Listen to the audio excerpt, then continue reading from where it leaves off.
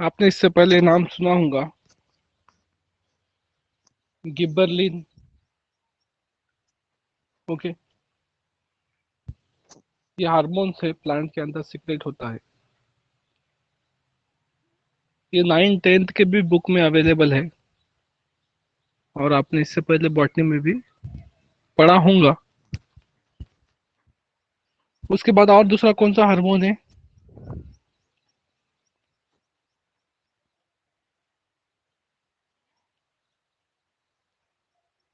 Auxin एक hormone है, auxin. और कौन सा, क्या क्या होता है केमिकल सब्सटेंसेस? साइटोकाइनिन भी होता हाँ, साइटोकाइनिन भी होता है। तो ये सब्सटेंसेस जो है प्लांट सिक्रेट करते हैं, ये हार्मोनल सिक्रेशन है प्लांट्स का। जैसा कि हमारे बॉडी में हार्मोन्स की रिक्वायरमेंट कितनी जरूरी है हमको पता है, for the development and the growth.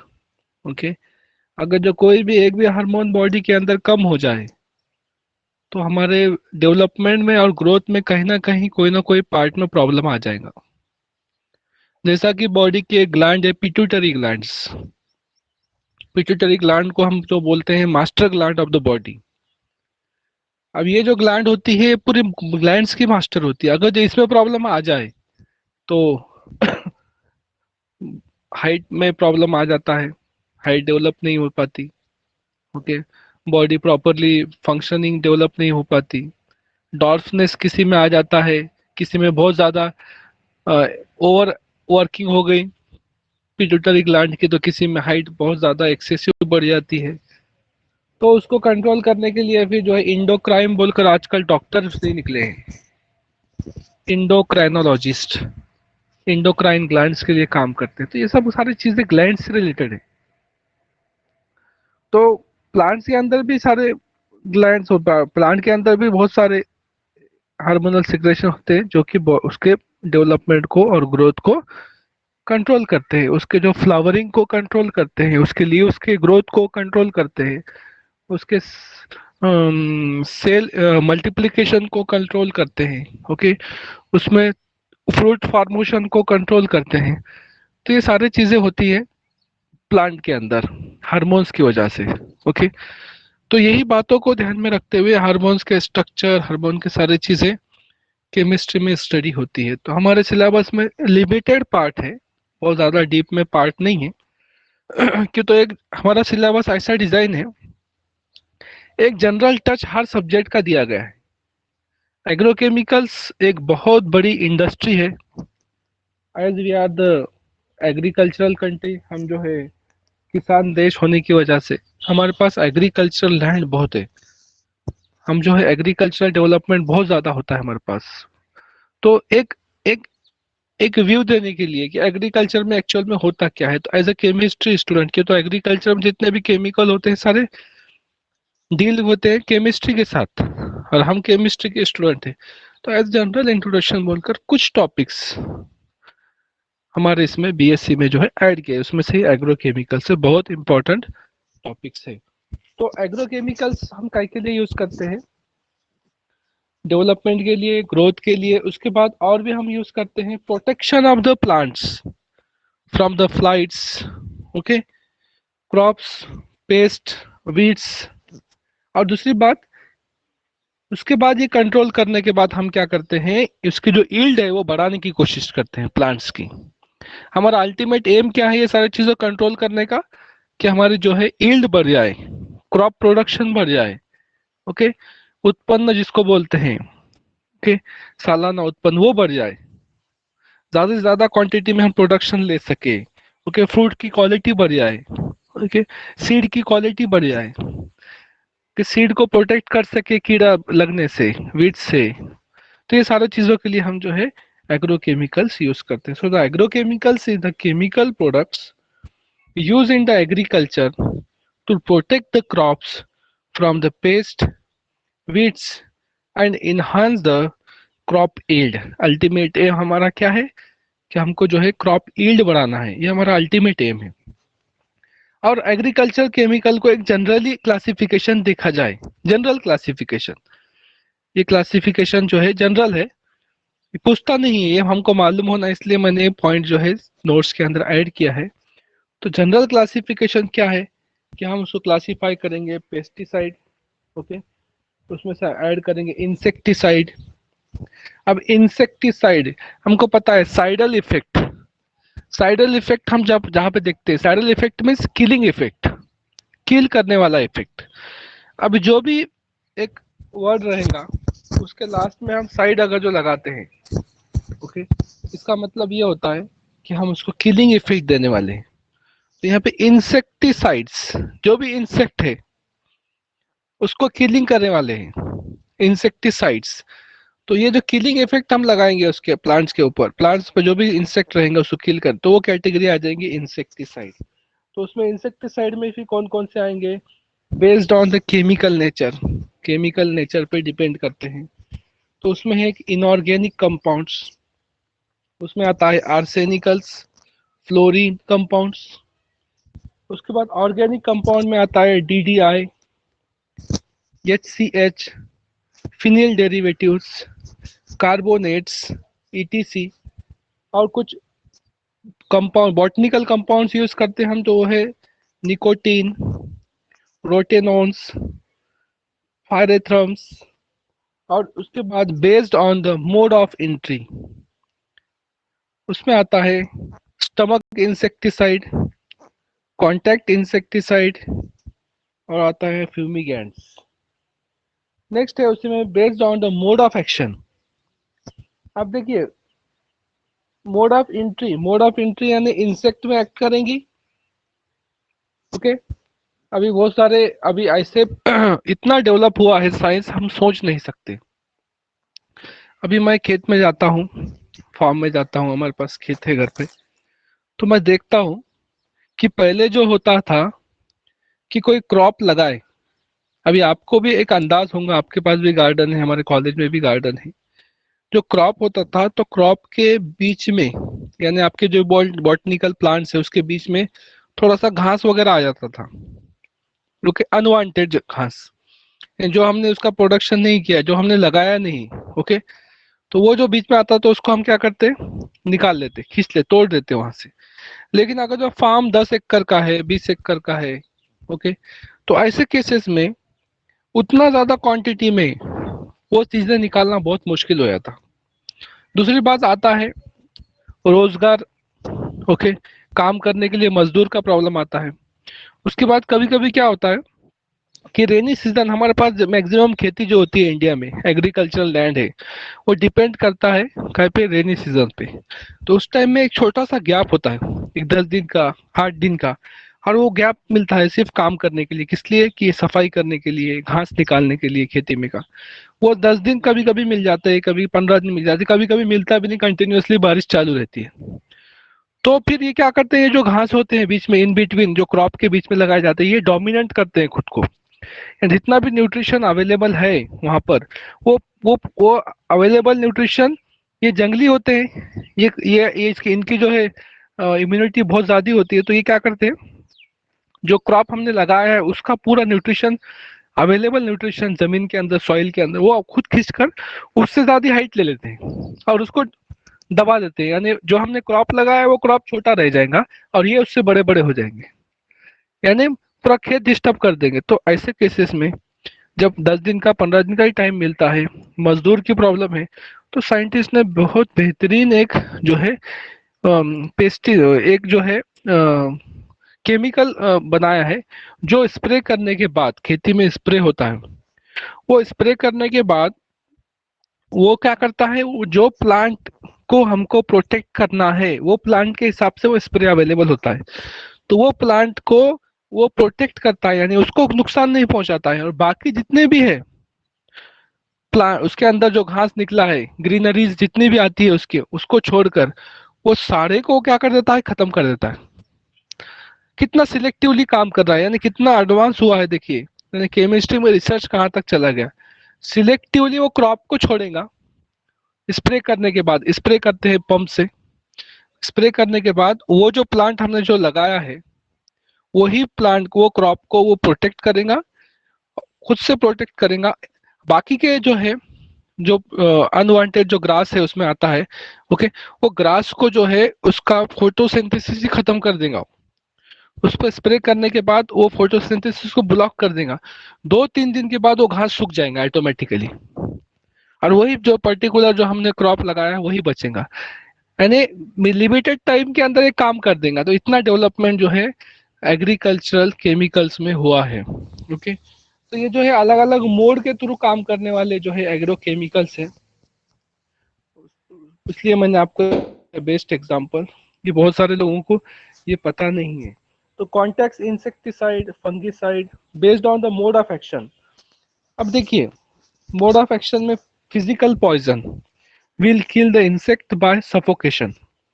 अब इंसेक्ट की जो है सांस लेने की जो ताकत होती है, कुछ केमिकल्स ऐसे होते हैं जो स्प्रे करने के बाद वो प्लांट के ऊपर जो प्रेजेंट है इंसेक्ट, वो इंसेक्ट पे टच होने के बाद उनको सांस लेने में तकलीफ दिक्कत होती है और वो मर जाते हैं, सफोकेशन क्रिएट करते हैं।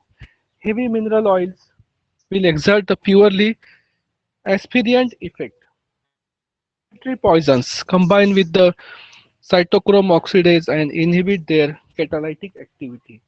नर्व पॉइजन्स, अले ऐसे अलग अलग कैटेगरी के जो है पेस्टिसाइड अवेलेबल है मार्केट में। डिपेंड करता है क्रॉप पे, डिपेंड करता है टाइम पे, डिपेंड करता है क्वांटिटी पे, डिपेंड करता है साइज पे, डिपेंड करता है। वो हिसाब से क्रॉप के साइज पे डिपेंड करता है, वो हिसाब से फार्मर जो है वो जो है पेस्टिसाइड को सिलेक्ट करते हैं, उनको आइडिया होता है उनके डे टू डे लाइफ में। तो ये केमिकल है, ये पेस्टिसाइड्स है जो हम केमिस्ट्री का related with the chemistry. Next category है हर्बिसाइड्स, हर्ब को क्रिएट करना। उसमें आता है कोकोडाइलिक, उसके बाद आता है डायसोडियम मिथेन आर्सोनेट, डीएसएमए, उसके बाद आता है फिनॉक्सी हर्बिसाइड। इतने सारे इसके अंदर केमिकल्स आते हैं। आपको मेरा आवाज आ रहा है ना?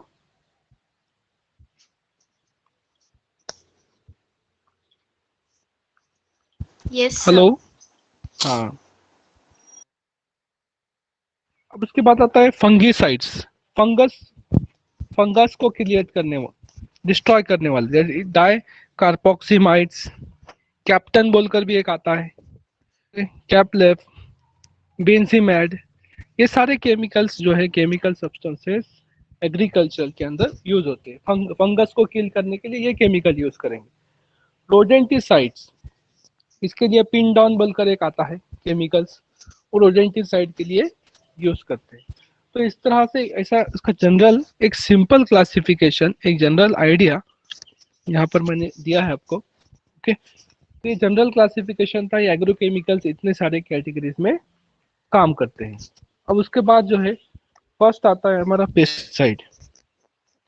अब पेस्टिसाइड पढ़ने से पहले मुझे बात याद आई कि वो जो कल आपको मैं ऑप्टिकल एक्टिविटी के लिए बोला था, तो ऑप्टिकल एक्टिविटी का किसी को प्रॉब्लम आया होगा तो मुझे बोलिए, कोई एग्जांपल में ऑप्टिकल एक्टिविटी का दिक्कत आया होंगे तो। आपने घर पे जाने के बाद मुझे उम्मीद है कि आप लोगों ने सबने जो है उसको एक मर्तबा देखा होगा। किसी को कोई प्रॉब्लम आया होगा तो बोलिए।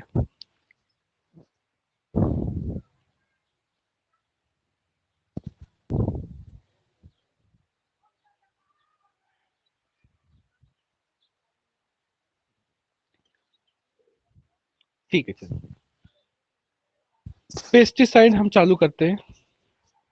अभी पेस्टिसाइड में pest killing, okay, pest killing chemicals. तो pesticide are the chemical that protect the crops from the insect by killing them and preventing their attachment, repelling the insect and killing the mitigate insect belonging to class insect phylum Arthropoda। अभी जो pesticide है इसके properties देखेंगे। Properties of insecticide are the compound should be soluble and enable the compound to move in the plants। अब जो जो chemicals spray करते हैं प्लांट्स के ऊपर, प्लांट क्या करता है, प्लांट के लीव्स क्या करते हैं, उसको एब्जॉर्ब कर लेते हैं। और एब्जॉर्ब करने के बाद वो हर पार्ट में, स्टेम में, रूट्स तक पहुंच जाते हैं, स्टेम में, लीव्स में, फ्लावर में सर्कुलेट होते हैं।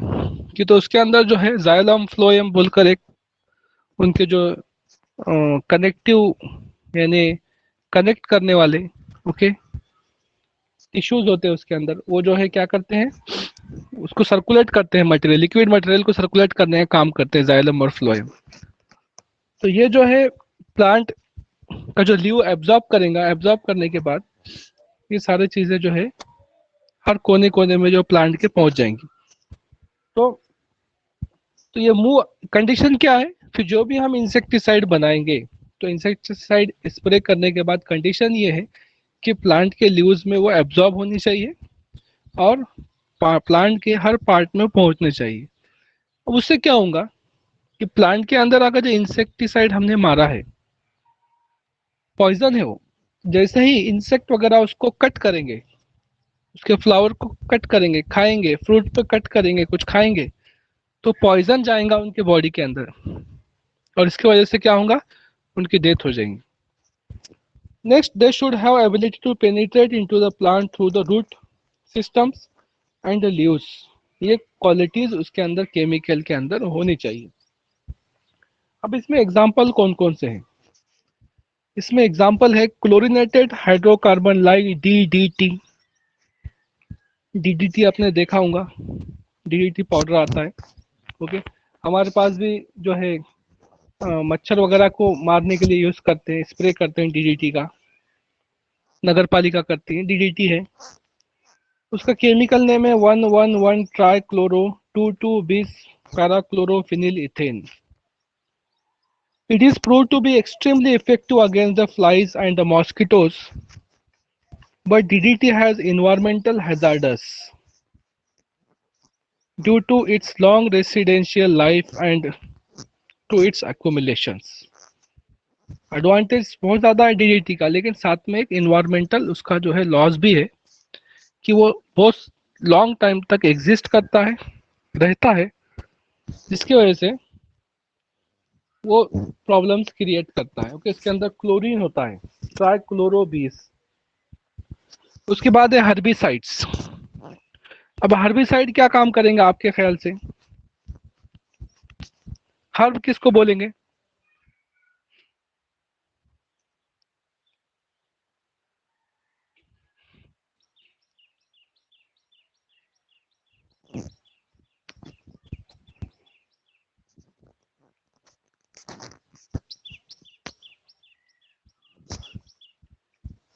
हर्ब, श्रब, बॉटनी में पढ़ा होगा आपने। स्मॉल प्लांट्स को बोलते हैं। हर्ब्स ओके, और श्रब्स?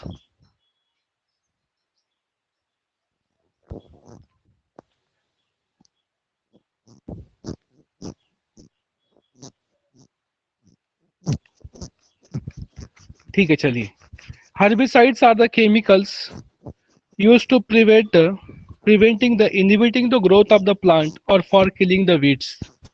अब weeds क्या करते हैं, हर्ब्स को नुकसान पहुंचाते हैं ओके। जनरली क्या होता है, जो प्लांट छोटा होता है ओके, उसकी जब ग्रोथ होती है जर्मिनेशन होने के बाद ओके, जर्मिनेशन जैसे स्टार्ट हो गया उसका कंप्लीट कि वहां से उसकी डेवलपमेंट स्टार्ट होती है। जैसे ही डेवलपमेंट स्टार्ट होती है उस पर बहुत सारे फ्लाइज के, इंसेक्ट के, वीड्स के अटैक होते रहते हैं कंटिन्यूसली। कि तो वो जो है प्लांट जो होता है छोटा होता है ओके, और छोटा होने की वजह से उसके ऊपर जो है इजीली अटैक कर सकते हैं फ्लाइज, इंसेक्ट, वीड्स ओके। और उसका जो है कंट्रोलिंग पावर, हार्डनेस जो है लीव्स का ओके, ये हार्डनेस नहीं होता है उसमें, एकदम सॉफ्ट होते हैं, तो उनको कट करने में बहुत आसानी होती है ओके, उसको नुकसान पहुंचाने में आसानी, इसलिए ज्यादा अटैक होता है उसके ऊपर। तो ऐसे कंडीशन में उसको प्रोटेक्ट करने के लिए हम हर्बिसाइड्स का यूज करते हैं। Herbicides are use to kill the weeds without harming the crops. कोई भी हम साइड लेंगे, पेस्टिसाइड लेंगे, ये हर्बिसाइड लेंगे, तो ये क्या करेंगे कि प्लांट को नुकसान नहीं पहुंचाएंगे, कि तो हमारी कंडीशन ही वही रहेंगी। ऐसा ही हम केमिकल बनाएंगे जो प्लांट को नुकसान नहीं पहुंचाएगा, लेकिन नुकसान पहुंचाएगा सिर्फ इसको, वीड्स को नुकसान पहुंचाएगा। उसके बाद इसका यूजेस देखिए, These are the two types of herbicides. Selective herbicides are used to kill the weeds without harming the crop, and the non-selective herbicides are used to kill all the vegetations.